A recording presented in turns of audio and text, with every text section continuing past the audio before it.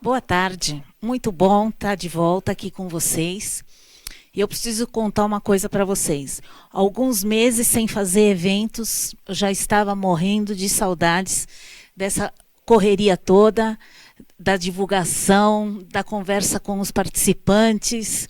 Muito gostoso. Que bom que estamos voltando, mesmo que online, mas as coisas caminham para que a gente volte a se encontrar também para boas conversas, boas discussões técnicas e de mercado. Nós começamos esses painéis setoriais na segunda-feira dessa semana e vamos terminar amanhã. A intenção foi, com a postergação da FEIPLAR Composites e FEIPUR de setembro desse ano para agosto do próximo ano, de 2021, a intenção foi mostrar para o mercado o que havia de novo em termos de tecnologias, aplicações e mercado. E eu posso garantir que eu achei uma grande surpresa. As empresas têm apresentado nesses 3 dias de eventos muitas coisas novas, muitas tecnologias novas e também muitas ideias de produto, além de excelentes informações sobre o mercado. Nós já tivemos até agora mais de 1.500 profissionais de vários países da América do Sul presentes aqui no nosso evento. Então, acreditamos que amanhã, até o final do dia, a gente atinja a marca de 2.000 pessoas, o que para a gente é uma mini feira, é maravilhoso. Então, agradeço a participação de todos. Acho que isso é uma informação muito importante para o mercado, mostrar que estamos juntos, estamos procurando novas informações para as nossas produções. Acho que isso é uma mensagem muito importante. Então, agora vamos dar início ao painel calçadista. E quem vai dar a primeira palestra é o Rafael Lousada, responsável técnico da Asta Química, com o tema Pigmentos Dispersos, Dispersão de Pigmentos. Rafael, muito obrigada pela participação. Tenha uma excelente palestra. Obrigado, Simone. Bom, boa tarde. Meu nome é Rafael, como a Simone já me apresentou, eu sou responsável técnico aqui na Asta Química. Eu vou contar um pouco para vocês sobre a Asta, falar um pouco sobre as dispersões em geral e algumas especificações do mercado de PU. Bom, uma breve história da Asta. Há 32 anos atrás, o mercado nacional ele era muito carente e ele buscava um fornecedor nacional para as dispersões pigmentárias. Se a pessoa buscasse uma qualidade superior ou confiabilidade, eles teriam que importar as dispersões. Então, para suprir essa necessidade do mercado, que foi fundada a Asta em 1988. Então, já temos aí 32 anos de história e devido a esse tempo, nós somos especializados em dispersões, nós fabricamos e fornecemos apenas as dispersões e nós já somos hoje referência no mercado nacional. Eu acredito que todo mundo que use ou que já usou pigmento, uma dispersão pigmentária, conheça ou já ouviu falar da Asta hoje no mercado brasileiro. Bom, nós somos certificado ISO desde 2007, então aí já vão 13 anos de certificação. Atualmente nós já somos certificados pela nova versão de 2015. Temos como nossa política de qualidade, que a gente chama dos 3 S's, que é o serviço, segurança e solução. A segurança vem de encontro a essa segurança que os clientes buscavam, que as pastas pigmentárias nacionais não tinham a mesma qualidade das importadas. E as soluções são todos os desenvolvimentos de acordo com a necessidade do cliente que hoje a gente atende, sempre respeitando o meio ambiente com responsabilidade social. Bom, mercados que atuamos. Como eu falei, a gente iniciou, a Asta foi fundada exclusivamente por um mercado de solado de PU. Nós estamos situados na cidade de Franca, no interior de São Paulo, que é um polo calçadista. Então, é um mercado muito grande aqui em Franca, o de solado de PU, e a gente, no começo, foi focado principalmente nesse mercado. Com o passar do tempo, foi identificando novas oportunidades para atuar em novos mercados, e com isso acabamos desenvolvendo novas linhas de produtos para atender vários outros mercados. Hoje a gente atende não só o PU, como emulsões de PVC, epóxi, para revestimento de peças elétricas e eletrônicas, que é bastante utilizado hoje em dia, o epóxi, tintas epóxi em geral. Poliureia, a gente tem uma linha específica para poliureia, é um mercado que ainda a gente acredita ser muito promissor no Brasil, tem de muito a crescer. Sistemas aquosos, a gente tem uma linha base água específica para sistemas aquosos e base silicone. A gente também atende esse mercado de borracha de silicone e selantes de silicone de uma forma geral, aí, bastante utilizado na construção civil. Bom, tipos de pigmentos. Basicamente, são 3 tipos de pigmentos encontrados no mercado. Os pigmentos em pó, os master beds, que são esses em grãos ou em pellets, que o pessoal chama, e os pigmentos dispersos, que são as nossas dispersões, que elas podem ser líquidas ou pastosas. Quais são as vantagens que o pigmento disperso apresenta dentre os demais tipos de pigmento encontrado no mercado? Bom, agilidade no processo. Como ele já está disperso, ele já está incorporado em algum veículo, em algum meio, facilmente o cliente final consegue incorporar da agitação ou com uma força menor de agitação, ele consegue facilmente fazer a incorporação, a homogeneização do pigmento. Limpeza. Aqui especificamente eu estou comparando mais com pigmento em pó. Quem já utilizou ou utiliza pigmento em pó sabe o quanto, dependendo do jeito que utiliza, se não utilizar da forma correta, o quanto o pó pode contaminar o local de trabalho ou até mesmo contaminar outros tipos de produto. E com o pigmento disperso, esse tipo de sujeira a gente não tem. Alto grau de moagem. Bom, todos os pigmentos são moídos, todos os pigmentos fabricados pela Asta passam pelo processo de moagem. Esse processo consiste na quebra da partícula do pigmento, deixando ele na menor partícula possível, e com isso você tem um aumento da área superficial daquele pigmento. Então, você consegue um rendimento maior porque você está aumentando a área superficial daquele produto. Controle de cor, a gente tem uma reprodutibilidade de lotes, que também era um problema muito encontrado antigamente com as pastas nacionais, por isso que o pessoal buscava muito as pastas importadas. E com esse controle de cor também, principalmente para quem utiliza pigmentos em pó, se você tiver uma força de cisalhamento um pouco maior, ou um tempo de agitação um pouco maior, um pouco menor, pode ocorrer o problema de cada batelada que você estiver fabricando sair uma cor diferente. Então você vai ter aí perda de tempo de retrabalho, às vezes até perda de material. E isso com os pigmentos dispersos, com os nossos pigmentos, você não tem. Da forma que você compra, você pode usar tranquilamente, que não vai ter esse problema de tonalidade. E desenvolvimento conforme especificação.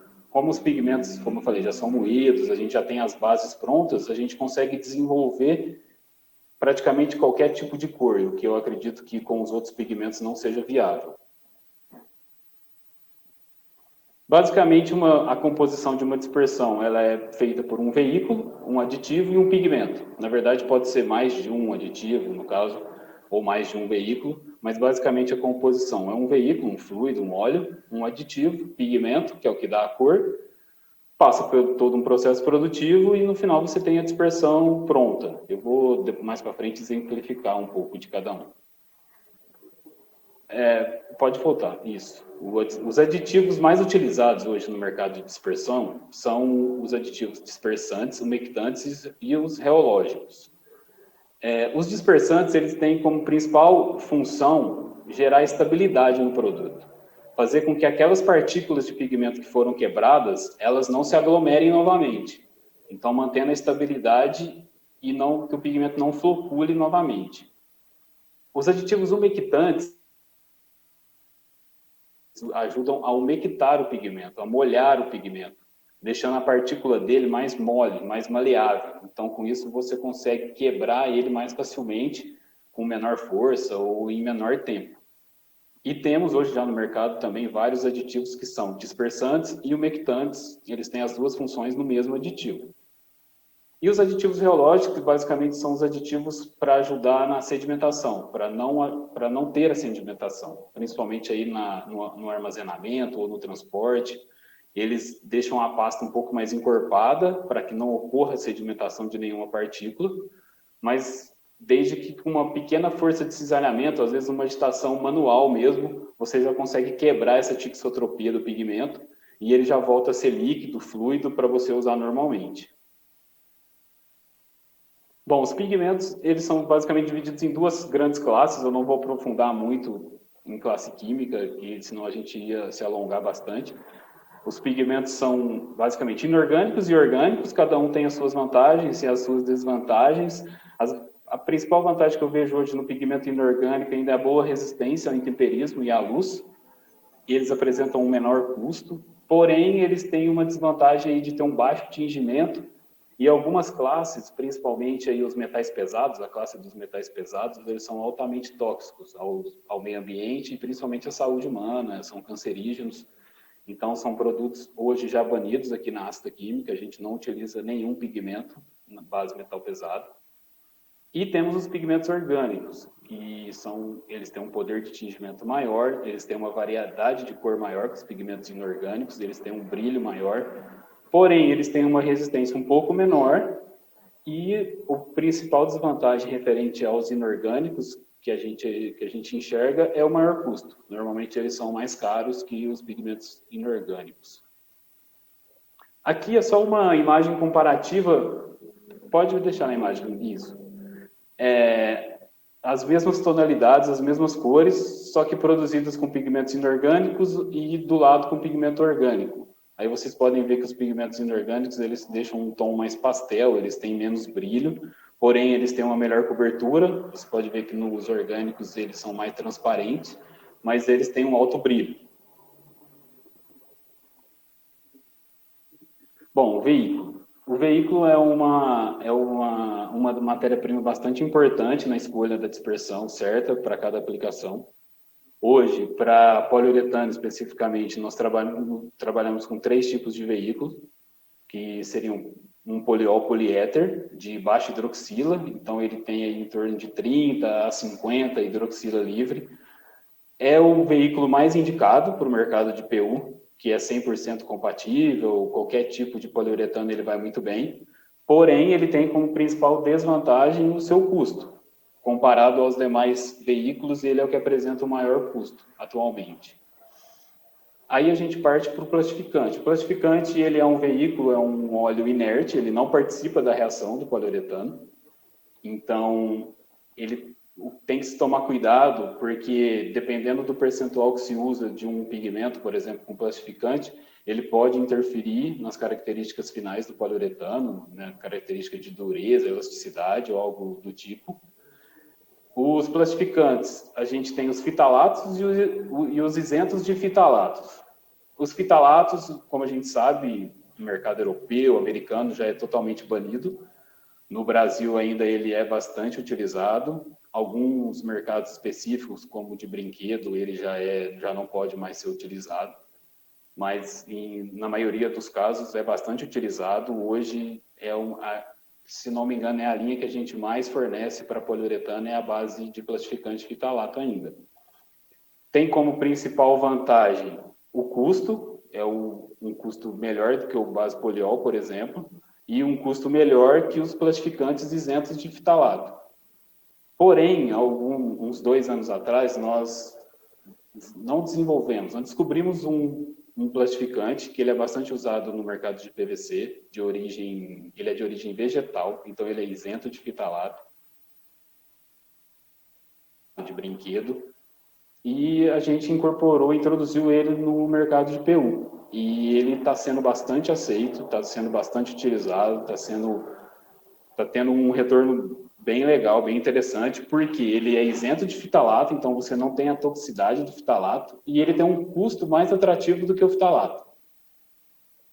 Quando a gente começou a utilizar, o custo a diferença era bem maior. Hoje, devido a essa alta do mercado, as questões de óleo de soja, óleo vegetal aumentando muito, acabou que o preço diminuiu bastante a diferença. Só que ele é ainda mais barato do que os plastificantes fitalatos e é isento de fitalato, né, que é uma grande vantagem também. E óleo vegetal, a gente tem o óleo de mamona, que é um óleo bastante utilizado já em algumas formulações de PU. É um óleo, ele tem alto índice de hidroxila livre. O óleo de mamona que a gente usa tem em torno de 160, 180 hidroxila livre. Então, tem alguns mercados ainda que utiliza bastante. E é o mais indicado aí caso o sistema de PU dos nossos clientes forem já base óleo vegetal, base óleo de mamona, e essa aí seria a linha 100% compatível. Bom, as nossas linhas, eu dividi linhas de produtos, essas três primeiras, Astapox, Aquasta e Silpast, são linhas que a gente não fornece para o mercado de PU, que a gente foi desenvolvendo de acordo com o tempo e as oportunidades. A Astapox, ela é dispersa em resina epóxi, 100% sólida, isenta de solvente, então ela é bastante aceita no mercado de epóxi hoje em dia. A linha Aquasta, que é a base água, isento de resina, então é praticamente compatível com qualquer meio aquoso. E a linha Silpast, que é a linha para silicone, dispersa em fluido de silicone. E essas três linhas abaixo são as linhas indicadas para poliuretano, que são a linha Motoasta, Polyester V e Polasta. A linha Motoasta é dispersa em poliol poliéter, a linha Polyester V ela é dispersa no óleo de mamona e a linha Polasta é dispersa em plastificante. Aí dentro da linha Polasta a gente tem as classificações e os plastificantes isentos ou não de fitalato, de origem vegetal ou não, mas todos ficam dentro da linha Polasta. Bom, aqui é um resumo simples de como é um processo de fabricação de uma dispersão.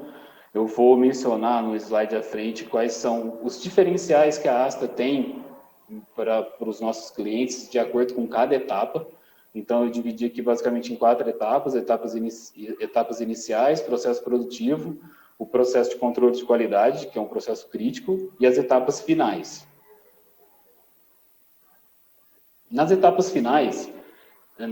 iniciais, desculpa, que seriam a seleção de fornecedores, de matéria-prima, controle de qualidade de matéria-prima, é uma etapa bastante rígida aqui na Asta. A gente, primeiro, sempre busca já fornecedores certificados ISO, ou que tenham idoneidade, confiabilidade já no mercado. A gente busca a reprodutibilidade dos lotes de matéria-prima, que isso é muito importante. Então, se aquele fornecedor ele não é o fabricante da matéria-prima, mas desde que ele forneça ou represente um fabricante exclusivo, e não cada vez que você vai comprar dele, ele vai buscar em algum fabricante diferente, porque a gente sabe que isso aí vai dar problema. A etapa do processo produtivo em si é basicamente pesagem, dispersão e moagem, então os colaboradores são altamente treinados em cada uma delas. A gente consegue ter um controle de processo. No meio do processo, a gente consegue fazer alguns controles já no produto, antes do produto acabado, para poder identificar qualquer tipo de problema e já prever algum tipo de problema lá na frente. O controle de qualidade, que aí é o ponto crítico que a gente chama, e é um ponto bastante rígido e cobrado aqui dentro da Asta.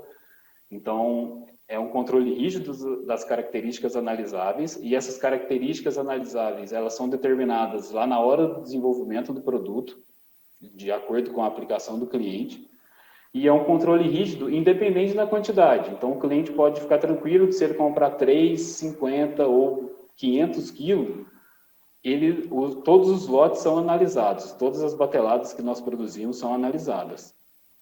E as etapas finais, aí, que já é quando o produto já está pronto, que é o invase, expedição e faturamento, sempre com atenção, cuidado e agilidade, desde que o material esteja pronto, o cliente não fica aguardando muita entrega, e essa parte é bem importante também. Bom, características relevantes na hora do desenvolvimento. Aí é bem específico quando um cliente entra em contato com a gente, que seja pela primeira vez, ou algum cliente que já compra conosco, mas que busca algum outro produto, algum outro tipo de produto. O que deve ser levado em consideração é a cor do produto. Então, o cliente muitas vezes já tem que ter uma cor padrão. Aí ele ou nos manda uma peça já pronta e o seu sistema para a gente poder fazer aqui os testes necessários, ou manda alguma imagem, né? Hoje a gente usa bastante imagem na internet, WhatsApp, ou algum catálogo, né? Algum código de catálogo, Pantone, HAL, Mansell, é bastante utilizado também esse tipo de código. Poder de tingimento. O poder de tingimento é a força que aquela cor tem. Então, eu gosto de exemplificar como o pigmento preto. Se o cliente precisa de uma espuma ou que seja um PU com uma cor bem negra, um preto bem profundo, nós temos que trabalhar com pigmento de alto poder de tingimento, de alta concentração. Principalmente também se o sistema dele interfere ou não na cor. Isso é bastante importante também ser levado em consideração. Se o cliente usa um sistema com bastante carga, bastante cargueado, isso interfere bastante na cor final do produto, então a gente, se for bastante cargueado, a gente tem que trabalhar com pigmento com poder de tingimento e uma concentração maior. E também levar em consideração, é um ponto bastante importante, que muitos clientes hoje, principalmente nesse mercado do jeito que está, e a gente às vezes está com dificuldade de comprar certas matérias-primas, então muitas vezes a gente está trocando de fornecedor, e no sistema de PU, às vezes uma troca de matéria-prima que às vezes o cliente acha que não vai interferir na sua formulação, mas que interfere na cor do produto. Então, muitas vezes eles acham que é o pigmento que está com problema, mas na verdade foi essa troca de sistema ou troca de fornecedor que acabou acarretando nesse problema de cor. E isso é um ponto bastante importante de ser levantado, principalmente agora no mercado como está, que estamos buscando sempre novas opções de fornecedor. Outro ponto importante do pigmento é a viscosidade, que depende bastante da forma que o cliente vai usar o pigmento. No próximo slide eu vou falar um pouco sobre isso, que é se o cliente ele faz a pesagem do pigmento manual, direta no tambor, então o percentual de pigmento é adicionado manualmente no tanque ou no tambor de poliol. Então nós podemos trabalhar com um pigmento que não tem a necessidade de ser líquido ou fluido. Ele pode ser um pouco mais pastoso, dependendo da aplicação do cliente, se precisar de uma alta concentração, então às vezes a gente vai ter que ter um pigmento um pouco mais pastoso.